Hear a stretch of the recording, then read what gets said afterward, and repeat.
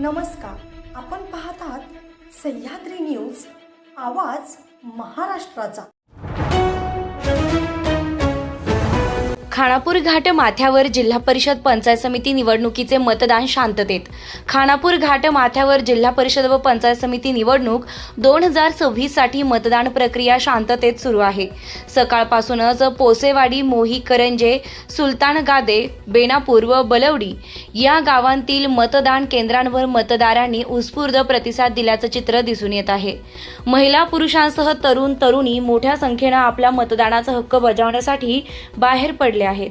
पोसेवाडी येथे एकूण 1434 मतदारांपैकी सकाळी 7:30 ते 11:30 पर्यंत 117 जणांनी मतदान केलं असून मतदानाची टक्केवारी सुमारे 8.16% आहे।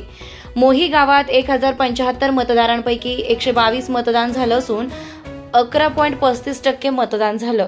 करंजे गावात एकूण 3100 मतदारांपैकी दुपारी 12 वाजेपर्यंत 735 मतदान झालं असून मतदानाची टक्केवारी 23.7% इतकी आहे।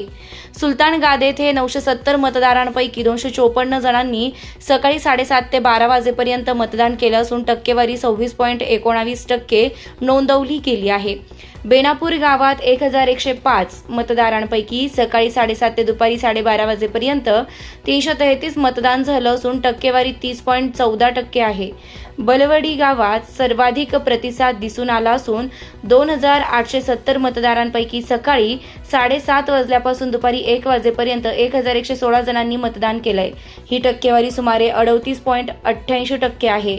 घाट माथ्यावरील सर्व मतदान केंद्रांवर कोणताही अनुचित प्रकार घडू नये यासाठी पोलिसांचा चोख बंदोबस्त तैनात करण्यात आला असून मतदान प्रक्रिया सुरळीतपणे सुरू आहे।